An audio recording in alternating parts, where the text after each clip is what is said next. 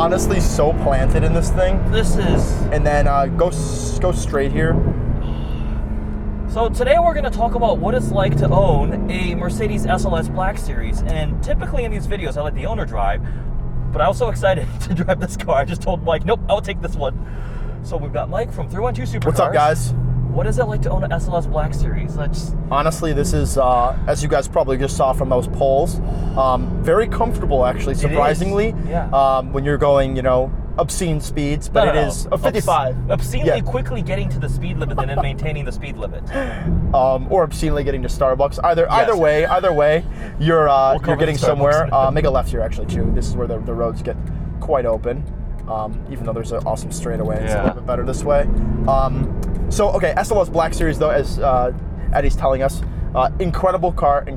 There's a lot of amazing, kind of parts to this car, which I just love. So it's very comfortable in here, but at the same time, it's obviously a track-focused car. I guess the SLS on steroids, basically. Yes. You guys heard the... oh, that guy just passed the double yellow. That's not good. Don't do that. We need a light bar on here to, go pull him over. SLS Black, that would be something you see in Dubai. Yeah, I was about to say, police car. This would be the police car that I would choose for sure. But it's just an incredible car in here. So 6.2 liter NA V8, as Eddie was telling you, 622 horsepower. Everything about it, comes together to really make a very, very unique car. And with the doors, it pays homage to the 300 SL. Yes. And you just have all of this amazing, I guess just amazing pieces that come together to form a car that's just amazing. You guys probably just saw that the AMG GT just came out, the new Black Series, the 4.0 twin turbo. That thing costs as much as this is now. And honestly, as much as I love the newer technology and things like that, I just can't justify that price when you have something like this. If I were spending $400,000, I would buy this over that Black Series GT for sure. What? Okay, so what is it? You just said amazing 12 times describing this car because that is the perfect word for it. I can't find another. But what's your favorite part of it? So my favorite part about the car definitely is the doors, but I think the sound and the engine is also amazing too. But I think just, if we're going to go kind of, basic, I guess, we're going to have to say the doors. Pays homage, again, I keep saying homage too. Homage and amazing. Maybe we should that should be the title of this. Every time you hear Mike say amazing or homage, you have to take a shot. Yeah, no, that'll be a pretty quick drinking game. Yeah, for sure. Was there anything you don't like about it? Like, I always ask people, what do you hate about the car? So I don't like, obviously, the brakes. They're very touchy, but again, it's a track car, so you can't get mad at it. They are carbon ceramics. Do they get any better with heat into them, or are they always just a little bit, maybe, but honestly, we're kind of seeing now, I had a little amateur hour moment here where we recorded a first clip and then my microphone was off, so we were talking originally that it was, really, really lurchy. Now it's kind of starting to, lighten up a bit, which is awesome. Okay. Otherwise, that's pretty much it? Yeah, otherwise, there's really not too much to hate about it. The backup camera, if we're going to be really nitpicky, is the 4 megapixels. It's like very, you're saying. very bad. It looks like somebody decided to draw. Make it right here, this road right here, this too. One, it looks like somebody tried to draw what's behind you with an Etch-a-Sketch. So the other thing is the turn signal. I keep hitting the cruise control stalk because it's above the turn signal. Yeah, this is a neighborhood.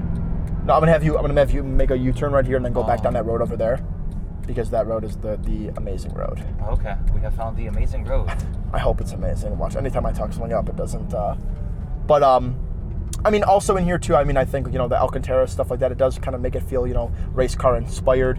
The steering's very heavy too in a weird way. I don't know if you feel that, but it feels very heavy, more like Mercy like than anything else. The one thing I guess we didn't mention before too that we could put now or mention now is this car honestly is supposed to be like the GT3 RS killer, right? That's kind of like their car. So is it a GT3 RS killer? No, I think the GT3 RS is such a better driving car. Nimble. Yes. Yeah. Left? Yep, left right here. But is this still a damn good Mercedes and something that I honestly just love? Yes. And this road is just amazing. Yep, there's the traction light going. Holy crap! What is the? Yeah, it's mind blowing. It's so linear too. We were talking about the A12. I can't even literally think straight. That's how crazy I've done that before. Where you drive a car, I'm like, I can't make coherent sentences. I'm struggling to string words together. But you're comparing this earlier to the A12, another GT car, right? The A12 I think is a better all-around car, but you can't fault this car because it's 5 years, it's 5 years older. Yeah, for sure. exactly. Yeah, so it's just true.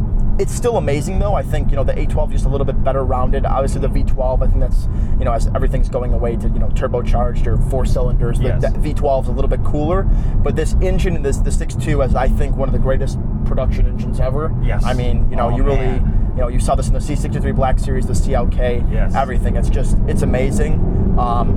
But it's so linear. How do you feel this compares with other track-focused cars with the Speciale and the Pista, which you've spent a lot of time with? Okay, so the Pista is probably my least favorite out of the three, even though it's an amazing car. I love the Pista. Okay.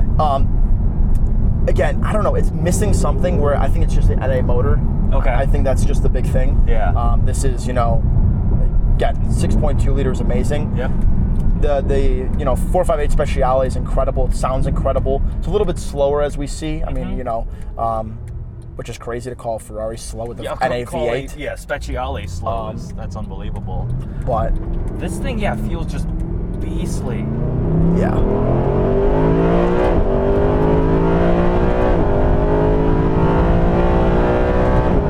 Yeah, okay.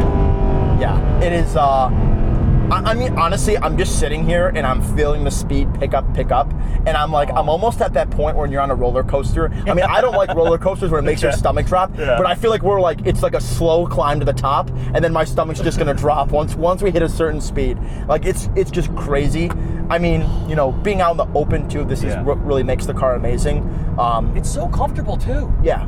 And the looks too. I mean, okay, the comfortability with the looks. I mean, all the louvers even on there, and then the adjustable, wing in the back. The giant carbon wing, and it's widened. It's like the GT3 RS, GT2 RS. I mean, I feel like this is more of maybe a GT2 RS competitor in terms of, price-wise, I guess, just because the GT3 RS isn't as crazy. But I guess the GT3 RSs were going, over sticker stuff like that.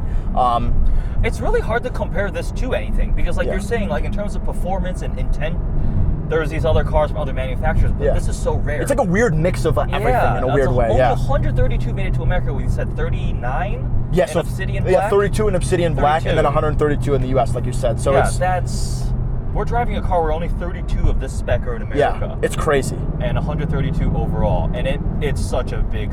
So have you driven a regular SLS? I haven't driven one. I've been in one before, and you were mentioning earlier that it feels very tail happy, and I agree with you on that. This is slanted.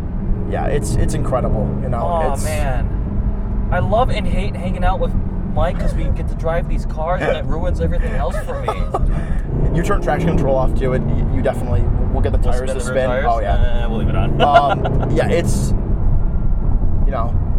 it's an amazing car. I think they're not going to really make anything like it anymore. We were talking about earlier how AMG's moving to 4-cylinder engines, which is so sad. I mean, you think of the 6.2 and you think of all the amazing cars it's been in, the W2, 11E, 63. You've seen everything.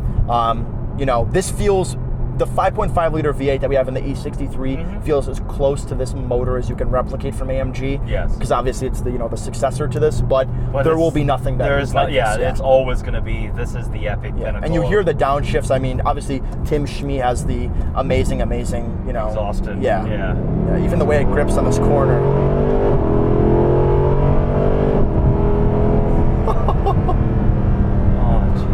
Another roundabout. That's their new favorite. I actually like roundabouts because we live in the Midwest. You guys can feel this. And everything is very square. And roundabouts we can actually feel this thing. Some handling. Oh.